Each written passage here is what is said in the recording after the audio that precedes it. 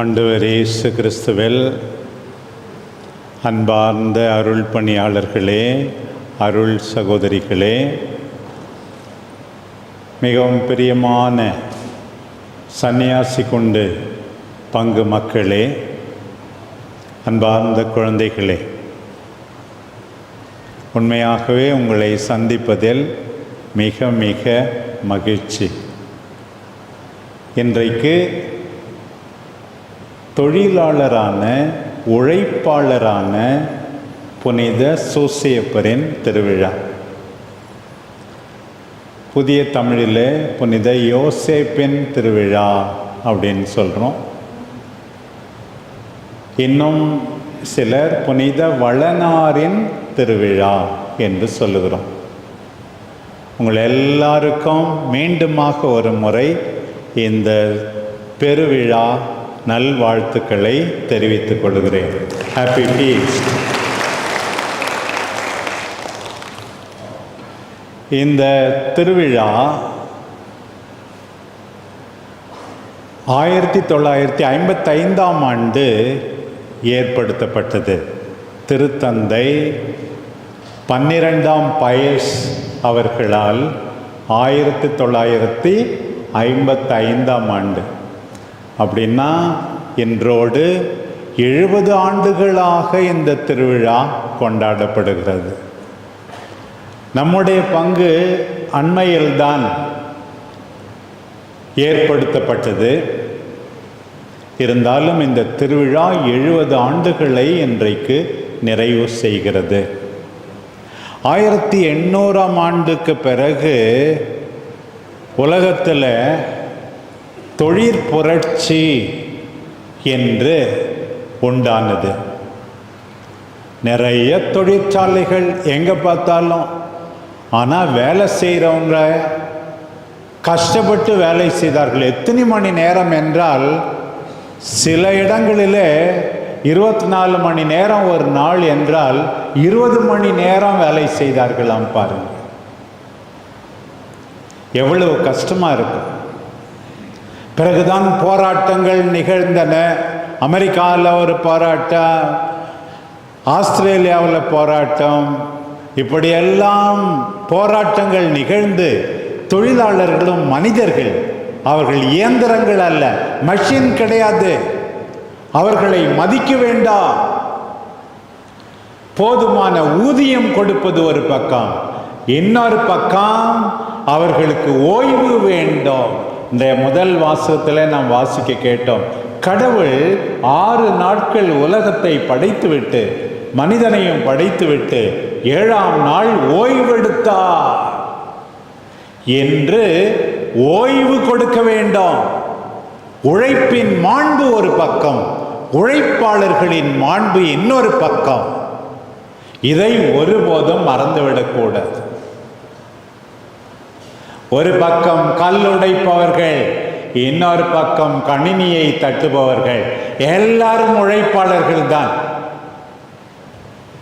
தெருவை பெருக்கினாலும் சரி, துப்புரவு பணியாளர்கள் இருந்தாலும் சரி, எவ்வளவு பெரிய வேலையா ஏசி ரூம்ல இருந்தாலும் சரி, கடவுள் முன்னிலையில் எல்லாரும் உழைப்பாளர்கள். அவன் செய்கிற வேலையை வச்சு யாரையும் மட்டமா நினைக்கக்கூடாது. அன்பார்ந்த குழந்தைகளை, எல்லாரையும் மதிக்கணும், வணங்கணும். எல்லா உழைப்பாளரையும் நாம் வணங்க வேண்டாம். அவர்கள் எல்லாரும் கடவுள் முன் மாண்புக்குரியவர்கள் என்பதை மறந்து விடவே கூடாது. அவன் இந்த வேலை செய்யறான், இந்த வேலை செய்யறான், அப்படிலாம் பேசலாமா? பேசக்கூடாது.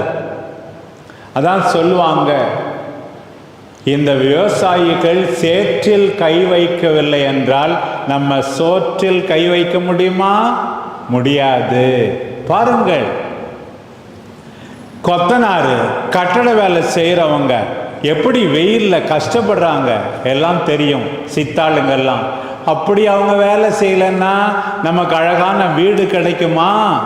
கிடைக்காது. நெசவாளிங்க, கைத்தறி, இதெல்லாம் வேலை செய்கிறவங்க எவ்வளவு கஷ்டப்பட்டு வேலை செய்கிறார்கள். அது இல்லைன்னா நீ இப்படி அழகா உடுத்த முடியுமா? உடுத்த முடியாது. மற்றவர்களின் உழைப்பினால் நாம் வாழ்கிறோம் என்பதை மறந்துவிடக்கூடாது. அப்புறம் தான் முதல்ல 12 மணி நேரம் ஓய்வு கொடுக்க வேண்டும் என்று சொன்னார். பின்னால் வந்த புரட்சியில் 8 மணி நேரம் வேலை, 8 மணி நேரம் ஓய்வு, 8 மணி நேரம் பொழுதுபோக்கு என்றெல்லாம் சொன்னார். இன்னைக்கும் கூட புனித சூசேப்பருடைய திருநாள் அன்னைக்கு நினச்சி பார்க்கணும். சில ஆண்கள் இருக்கிறாங்க, ஆண் பிள்ளைகள் இருக்கிறாங்க, சில அம்மாக்களுக்கு 20 மணி நேரம் வேலை கொடுத்துக்கிட்டே இருக்கிறாங்க. அவங்கெல்லாம் ஞாபகம் வச்சுக்கணும். எப்போ பார்த்தாலும் வேலை கொடுக்குற சில பெண் பிள்ளைகளாவது உதவி செய்கிறாங்க, பாத்திரம் கழுவுறதுக்கு, வீட்டை பெருக்கிறதுக்கு அம்மா பாவன் உதவி செய்கிறாங்க. சில ஆண்கள் சமையலிலும் உதவி செய்கிறார்கள், எல்லா விதத்திலும் உதவி செய்கிறார்கள். உங்கள் தாய்மார்களுக்கு, உங்கள் தந்தையர்களுக்கு நீங்கள் உதவி செய்தால்தான் உண்மையாகவே நாம் கடவுள் முன்னிலையில் சூசேப்பருடைய பக்தர்கள் ஆவோம். உழைப்பை மதிக்க நாம் கற்றுக்கொள்ள வேண்டும். ஒரு பக்கம் கம்யூனிசம், உழைப்பாளர்களுக்காக மே 1ஆம் தேதி, இன்னொரு பக்கம் ஆன்மீக முறையில் கடவுள் நமக்கு கற்றுக் கொடுத்த அடிப்படையில் உழைப்பாளர்களை மதிக்க நாம் கற்றுக்கொள்ள வேண்டும் என்று திருத்தந்தை 12ஆம் பயஸ் இந்த விழாவை ஏற்படுத்தி புனித சூசேப்பரின் பாதுகாவலில் நாம் எல்லாரும் வாழ வேண்டும் என்று சொன்னார். இதை நாம் மறந்துவிடக்கூடாது. கொஞ்ச நாளுக்கு முன்னாடி தான் மார்ச் மாதம் 19ஆம் தேதி புனித சூசேப்பர் அன்னைக்கு நம்முடைய திருவழிபாட்டில் என்னன்னு எழுதியிருக்குன்னா, மரியாவின் கணவரான புனித சூசேப்பர் திருநாள் இருக்கு. நான் இன்னைக்கு நினச்சி பார்த்தேன், நேற்றெல்லாம் சிந்திச்சு பார்த்தேன், சன்னியாசி குண்டுக்கு போகிறோம் என்ன சொல்லணும்னு சொல்லி. இது தொழிலாளரான சூசேப்பர் மட்டுமல்ல, இயேசு குழந்தையின் தந்தையான சூசேப்பர் அப்படின்னு இன்னைக்கு கொண்டாடணும். ஏனென்றால் இயேசுவை வளர்த்தவர் நம்முடைய சூசேப்பர், இயேசுனுடைய அப்பா. இந்த உலகத்தில் அவர் பார்த்த அப்பா நம்முடைய சூசேப்பர் தான். கடவுளை பார்த்து அப்பா தந்தையே என்று கூப்பிட நமக்கு அருமையான அந்த ஜெபத்தை, கர்த்தர் கற்பித்த ஜெபத்தை ஆண்டவர் கற்றுக் கொடுத்தார் தானே. அந்த அப்பாவினுடைய தன்மையை அவர் யாரிடமிருந்து உணர்ந்தார்? புனித சூசேப்பரிடமிருந்து. அதான் சொல்லுவாங்க, அம்மா கருவில பிள்ளையை சுமக்கின்றார்கள் வயிற்றில், அப்பா அன்னையிலிருந்து இதயத்திலே அந்த மகனை சுமந்து கொண்டு எத்தனை கனவுகளை வளர்க்கிறார் பாருங்கள். அப்பா தான் சில பிள்ளைகளுக்கு ஹீரோ. சின்ன பிள்ளைய பயமுறுத்துவாங்க என்னன்னு சொல்லி, ஏய் பூதம் வருது அப்படின்னு சொல்லி. உடனே ஒரு பையன் அப்பா விரலை பிடிச்சிக்கிட்டு எங்க அந்த பூதம் காட்டு அப்படின்னு சொல்லி தைரியமாக பேசுகிறான். ஏன்னா அப்பாவின் விரலை பிடித்து கொண்டிருந்தால் எந்த பூதமா அவனை ஒன்றும் செய்ய முடியாது என்று. அப்பா எவ்வளவு சந்தோஷப்படுகிறார்கள் தெரியுமா? அந்த பையன் முதலாக நடக்க தொடங்கும் போது ஒரு அப்பா, பையன் நடக்க ஆரம்பிச்சிட்டானா, காசு இல்லை அவருக்கு, அவனுக்கு இந்த வண்டி வாங்கணுமே அப்படின்னு சொல்லி கடன் வாங்கிட்டு அந்த பையனுக்கு வண்டி வாங்கிட்டு கொடுக்குறார். சூசேப்பர் கடன் வாங்கியிருக்க மாட்டார், அன்னைக்கு கலப்பை செய்யறதா இருந்திருக்கோம்.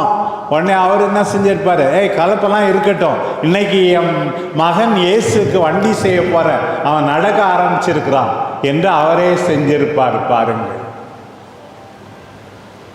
அப்பா உடுத்துவது கந்தை தன்னுடைய மகனுக்கு அருமையான ட்ரெஸ். எத்தனையோ பேர் இப்படித்தானே தியாகம் செய்கிறார்கள். எல்லா அப்பாக்களும் ராஜாக்கள் இல்லை, ஆனால் எல்லா அப்பாக்களுக்கும் தன்னுடைய மகன் இளவரசன், தன்னுடைய மகள் இளவரசி. எல்லா அப்பாக்களுக்கும் பாருங்கள், என்னுடைய மகள் தான் இளவரசி, என்னுடைய மகன் தான் இளவரசன் என்று அவர்களுக்காக பாருங்கள். நீ நல்லா இருப்படா, உன்னால சாதிக்க முடியும்டா என்று நம்பிக்கையை கொடுக்கிறவர்கள் அப்பா. இங்க அழகாபுரத்தில் ஆதித்யான்னு ஒரு பையன் இருக்கிறான். அவன் நிறைய ப்ரைஸ் வாங்க. அவங்க அப்பா ஒரு தடவையும் ப்ரைஸ் வாங்கும்போது என்கிட்ட என் மகன் வாங்கின்ற பாரு, எவ்வளவு பெருமை! மகனுடைய வெற்றியில் தான் மகிழ்கின்ற தந்தையர்கள், தோளுக்கு மேலே உயர்த்தி உலகத்தை காட்டுகின்ற தந்தையர்கள். இப்படித்தான் நம்முடைய தந்தையர்கள். சூசேப்பரை கொண்டாடுகின்ற இன்று நாம் எல்லாரும் உழைப்பாளரான நம்முடைய தந்தையர்களுக்கு நன்றி சொல்ல வேண்டும். அவர்களை கடைசி வரை பாசமாக பார்த்து கொள்ள வேண்டும். இது ஆண்டவர் நமக்கு விடுக்கிற கட்டளை. இன்றைக்கு இதை மறந்து விடாதீர்கள் பிரியமானவர்களே. எல்லாரும் சூசேப்பர் மாதிரி தான் நாமும் இருக்கணும். எத்தனையோ தந்தையர்கள் அப்படிதான் இருக்கிறார்கள். இல்லாதவர்கள் இன்றையிலிருந்து இருங்கள். மௌனமாக துன்புறுவது, a man on the move. என்னுடைய மனைவி மரியாவை பார்த்து கொள்ள வேண்டும், என்னுடைய குழந்தை நன்றாக இருக்க வேண்டும் என்ற அக்கறையோடு கண்ணீர் விட்டு கதறி வியர்வை சிந்தி குடும்பத்தை பார்த்து கொள்வது. அடுத்தது எல்லாத்தோட முக்கியமா நாமும் இன்றைக்கு உழைப்பின் மாண்பை உணர்ந்து கொள்ள வேண்டும். சோம்பேறியினுடைய உள்ளம் பசாசனுடைய தொழிற்சாலை. பசாசு ஒரு ஃபேக்டரி வச்சிருக்கு. அது எங்க இருக்கு? சோம்பேறியா இருந்தீங்கன்னா உன் மனசு தான் பசாசனுடைய ஃபேக்டரி. சோம்பேறியின் உள்ளம் பசாசனுடைய தொழிற்சாலை. சோம்பேறியா யாரும் இருக்கக்கூடாது. நான் நல்லா படிப்பேன், சாதிப்பேன். எதுக்காக நாம் வேலை செய்யணும்? திருச்சபையின் போதனை இருக்கிறது. எத்தனையோ பேரும் சொல்லி இருக்கிறார்கள். எதற்காக? You should become self sufficient. உனக்கு தேவையானதெல்லாம் உனக்கு கிடைக்கணும். ஆகையினால்தான் பெண் பிள்ளைகள்லாம் ஆண்களையே சார்ந்து இருக்கக்கூடாதுன்னு நல்லா படித்து நானும் சம்பாதிப்பேன் என்று சொல்லி உருவாக வேண்டும். ஒரு காலத்தில் கணவனை சார்ந்திருக்கணும், அப்பா சார்ந்திருக்கணும், வேற வழியே இல்லை, அப்படிலாம் இருந்த காலம் போச்சு. இங்கே இருக்கிற பெண் பிள்ளைகள்லாம் நல்லா படித்து வாழ்க்கையில் முன்னேற வரணும். செய்வீங்களா? நிச்சயமா. அப்படி நம்பிக்கையை நீங்கள் பெற்றுக்கொள்ள வேண்டும். செல்ஃப் சஃபிஷியன்ட், நம்மை சார்ந்திருக்க வேண்டும். கடவுளை சார்ந்திருக்கிறோம். கடவுளுடைய படைப்பில் நாம் எல்லாரும் பங்கு பெறுகிறோம். கடவுள் மனிதனை தன் சாயலாக படைத்தார். அப்படின்னா இதான் அர்த்தம். தன் சாயலாக படைத்தார் என்றால் அன்பு செய்ய ஒரு பக்கம், இன்னொரு பக்கம் அவரை போல உருவாக்க, அவரை போல புதிதாக செய்ய. முதல் நோக்கம், கடவுளை நாம் ஒத்திருக்கிறோம். இங்க இருக்கிற யாரும் சோம்பேறியா இருக்கக்கூடாது. அதான் பவுல் சொல்லுவார், சோம்பலா இருக்கிறான ஒருத்தவன், ஊர் சுத்திக்கிட்டே இருக்கானே, அவனிடமிருந்து விலகி நில்லுங்கள். ஏன்னா நீயும் சோம்பேறி ஆயிட. சோம்பேறிகளிடமிருந்து விலகி நில்லுங்கள் அப்படின்னு சொல்லுவார். ரெண்டாவது, எவ்வளோ பேர் உழைக்கலன்னா இத்தனை கண்டுபிடிப்புகள் இருக்குமா? இப்போ எனக்கு வேர்க்குது, இந்த ஃபேனு அதை ஒருத்தர் கண்டுபிடிச்சார், எலக்ட்ரிசிட்டி ஒருத்தர் கண்டுபிடிச்சார், அழகான லைட்டு அதை ஒருத்தர் கண்டுபிடிச்சார், இந்த மைக்கை ஒருத்தர் கண்டுபிடிச்சார், டிவியை ஒருத்தர் கண்டுபிடிச்சார், மொபைலை கண்டுபிடிச்சார்.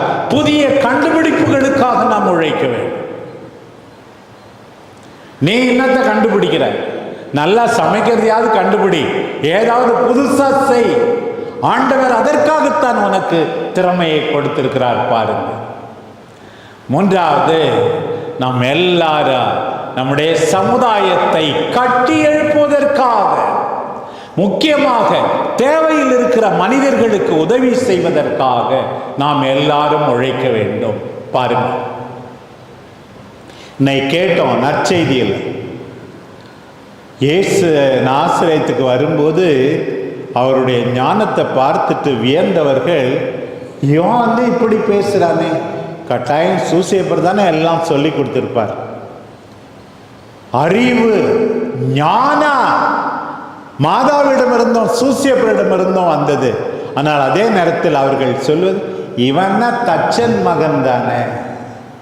இயேசுவை பார்த்து தச்சன் மகன், தச்சன் மகனாக இருந்தால் ஞானத்தோடு செயல்பட்ட ஆண்டவரை போல நாம் எல்லாரும் ஞானத்தோடு வாழ வேண்டும்.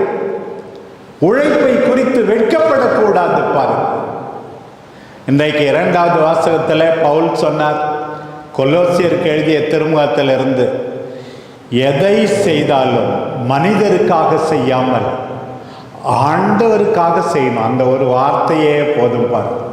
பாருங்க, அழகா பாடுறீங்க, வாசிக்கிறீங்க, இங்க என்ன ஆரத்தி எடுத்தீங்க, எல்லாம் சாமியார் சொன்னாரு, அதுன்னு சொன்னா செஞ்சா போதாது. கடவுளுக்காக செய்யற ஒரு சாமியார் இன்னைக்கு இருப்பாரு போவார், அது வேற விஷயம். அதெல்லாம் இல்லை, அதுக்கெல்லாம் கைமாறு கிடைக்காது. நானே ஆயரா இருந்தாலும் மக்கள் புகழ்வாங்க, பாராட்டுவாங்க அப்படின்னு செஞ்சா ஒன்றும் வேஸ்ட். பவுல் என்ன சொல்றார், எதை செய்தாலும் ஆண்டவருக்காக செய்யுங்கள், அவர் உங்களுக்கு கைமாறு கொடுப்பார். நான் பெருக்குவேன் ஆண்டவருக்காக, நான் படிப்பேன் ஆண்டவருக்காக, என் தாய் தந்தையரை பார்த்து கொள்வேன் அக்கறையோடு ஆண்டவருக்காக. எதை செய்தால் ஆண்டவருக்காக செய்யணுமாம். பாரு, கஷ்டப்பட்டு வேலை செய்யணும். இந்த துறவு மடங்களின் வரலாற்றிலே நாம் பார்க்கிறோம். முதல்லலாம் எப்போ பார்த்தாலும் ஜெபத்தை அதிகமாக்குனாங்க. 18 மணி நேரம் ஜெபம், மீதி தூங்கிறது. அப்புறம்தான் புனித பெனடிக்ட் எல்லாம் என்ன சொன்னார், ஓரா ஏத்துல போரா, ஜெபம் பாதி. 12 மணி நேரம் ஜெபம், 12 மணி நேரம் வேலை, அதுவும் கை வேலை. பைபிளே சொல்லியிருக்கு, அறுவடையோ மிகுதி வேலையாட்களோ குறைவு, அறுவடைக்கு தேவையான வேலையாட்களை அனுப்பும்படி அப்படின்னு. இந்த வேலையாட்கள்ன்றது நற்செய்தி அறிவிக்கிறதும் வேலை தானே அப்படின்னு சொன்னாங்க. பிறகுதான் சொன்னாங்க, நற்செய்தி அறிவிச்சா மட்டும் போதாது, நான் யாருக்கும் சுமையாக இருக்க மாட்டேன், என் கையாலே வேலை செய்வேன். பவுல் சொன்னார், உங்களில் யாருக்கும் சுமையாக இல்லாதபடி நானே. அவர் கூடாரம் செஞ்சாராம், டென்ட் மேக்கர் பவுல். என்னுடைய தேவைகளுக்காக நானே கஷ்டப்பட்டு உழைத்தேன் சொன்னார். இன்னும் தெசலோனிக்கேற்கு எழுதிய அந்த முதல் திருமுகத்திலும் சரி, 2ஆம் திருமுகத்திலும் சரி, பவுல் ஸ்ட்ராங்காக சொல்றார். சில பேர் சும்மா சாப்பிட்டு உக்காந்துருக்கிறாங்க. சில பேர் சாப்பிட்டு செரிக்க மாட்டேங்குது, எல்லா வியாதியும் வருது, நடக்க கூட மாட்டுறாங்க, முடிஞ்சா கூட தாங்களே தங்கள் உடல் நலனை கெடுத்துக் கொள்கிறார். பவுல் என்ன சொல்றார் தெரியுமா, உழைக்க மனம் இல்லாத யாரும் சாப்பிடவே கூடாதுன்னு சொல்லு. படிக்கலைன்னா சாப்பிடக்கூடாது, ஹோம்ஒர்க் செய்யலைன்னா சாப்பிடக்கூடாது, நீ ஒழுங்கா வேலைக்கு போகலன்னா சாப்பிடக்கூடாது, ரிட்டையர்டு ஆனாலும் ஒன்னால முடிஞ்ச வேலையை செய்யலைன்னா நீ சாப்பிடக்கூடாது. பவுல் எப்படி சொல்றார், உங்களிடையே இருந்தபோது நான் மாதிரி காட்டினேன், எனவே நீங்கள் கஷ்டப்பட்டு உழைக்க வேண்டும். எனக்கு போதுமான பணம் இருக்க, இல்லை, போதுமான பணம் இருந்தால் பரவாயில்ல, பேங்க் டெபாசிட் அதிகமாக இருந்தாலும் பரவாயில்ல, 2-3 வீடு வச்சிருந்தாலும் பரவாயில்ல, நீ எதுக்கு தெரியுமா கஷ்டப்பட்டு உழைக்கணும், மற்றவர்களுக்கு உதவி செய்ய. இன்னும் உலகத்தா உன்னுடைய உறவினர்கள் இருக்கிறார்கள், ஏன் மனிதர்கள் பலர் இருக்கிறார்கள், அவர்களுக்கு உதவி செய்ய நீ உன்னாலானதை தொடர்ந்து செய்ய வேண்டும். இன்றைக்கு ஆண்டவர் நம் எல்லாரையும் அழைக்கிறாரே பாருங்கள். ஆண்டவர் சொன்ன கதை சின்ன பிள்ளைங்களுக்கு தெரியும். தாளந்து ஓமைன்னு சொல்லுவாங்க. ஒருத்தனுக்கு 5 தாளந்து, இன்னொருத்தனுக்கு 2 தாளந்து, இன்னொருத்தனுக்கு 1 தாளந்து. 5 தாளந்து இருந்தவன் 5 10ஆக்குனா, 2 தாளந்து இருந்தவன் 2 4ஆக்குனா, 1 தாளந்து இருந்தவன் போய் புதைச்சி வச்சான். ஆண்டவருக்கு அவன் மேலே பயங்கர கோபம், அந்த தலைவருக்கு பயங்கர கோபம். அறிவிலியே, முட்டாளு, சோம்பேறியே, வட்டிகாரனிடமாவது நீ கொடுத்திருக்கலாமே திட்டுறார். அதுபோல நம்மளை சோம்பேறியன்னு திட்டக்கூடாது. நம்முடைய சூசேப்பர் எப்படி உழைப்பாளி என்று அழைக்கப்பட்டார். ஆண்டவர் சொன்னார், பயணமாகிறார். ஆண்டவர் சொன்னார், செய்கிறார். பேச்சை குறித்து செயலில் ஈடுபட்டார். எல்லா உழைப்பாளர்களையும், சன்னியாசி கொண்ட உழைப்பாளர்களையும் ஆண்டவர் இன்றைக்கு சூசேப்பரின் பரிந்து பேசுதலால் நிறைவாக ஆசீர்வதிப்பார்கள். எல்லா தந்தையர்களும் சூசேப்பரை போல தந்தையர்களாக இருப்பார்களா? நம் தந்தையர்களை பாசத்தோடு பராமரிப்போமாக. ஆண்டவர் நம்ம எல்லாரையும் புனித சூசேப்பரின் பாதுகாவலில் நலமே வழி நடத்துவாராக. ஆமேன்.